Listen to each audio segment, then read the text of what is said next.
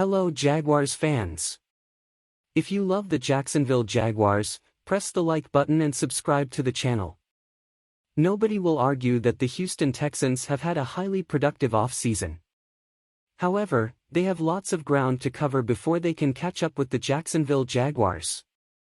Don't tell Pac-Man Jones though, as he thinks Houston is the best team in the AFC South ahead of the 2023 regular season. The Pat McAfee crew recently discussed if Trevor Lawrence deserved to be placed on Tier 6 in Kyle Brandt's list of AFC quarterbacks. But the conversation then shifted to whether the Jaguars were the team to beat in AFC South. That's when Pac-Man Jones told everyone he isn't ready to take Jacksonville seriously yet. While Jones acknowledges that Lawrence should have gotten a better spot in Brandt's ranking, Houston is his pick for the best team in the AFC South, at least on paper. Right now, on paper, I think the Texans are the better team, Jones said.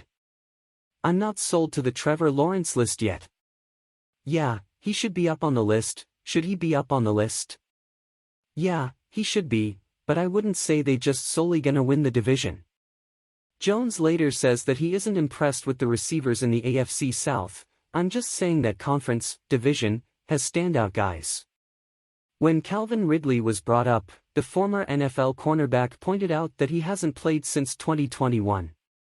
The Texans signed tight end Dalton Schultz, running back David Singletary, linebacker Denzel Perryman, and wide receiver Robert Woods. They then drafted two franchise building blocks in quarterback C.J. Stroud and defensive end Will Anderson Jr. All these players will join a group that includes running Dameon Pierce, left tackle Laramie Tunsil and guard Shaq Mason. With first-year head coach DeMeco Ryans at the helm, Houston is definitely trending up in the right direction. Having said that, the Texans had nowhere to go but up after going 3-13-1 last year. Here's the clip of Jones' comments on the Pat McAfee show. The Houston Texans have the potential to double their win total from last year and won't be a guaranteed win on the Jacksonville Jaguars' schedule. However, it might take them a year or two before they become a realistic threat in the AFC South.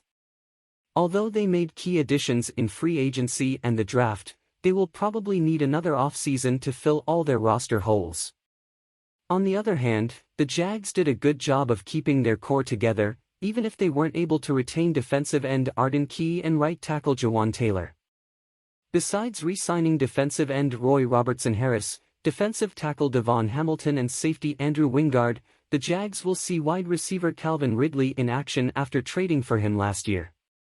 You could argue that the Texans come out of the draft with a better haul, and that's a pretty good point, but both teams had a different approach. Houston needed to find a franchise quarterback and a handful of playmakers, while the Jaguars' main goal was to add depth to their roster. In the end, the Texans deserve credit for making upgrades in the offseason, but that doesn't mean that they're ready to challenge the Jaguars for the division crown. Make no mistake though, Houston will be fun to watch, but they need to rack up a few wins before they can become legitimate contenders. Tell me, Jags fan, what you have to say about this news. Leave your opinion below. I'll be back later with more news, so subscribe to the channel so you don't miss any Jacksonville Jaguars news.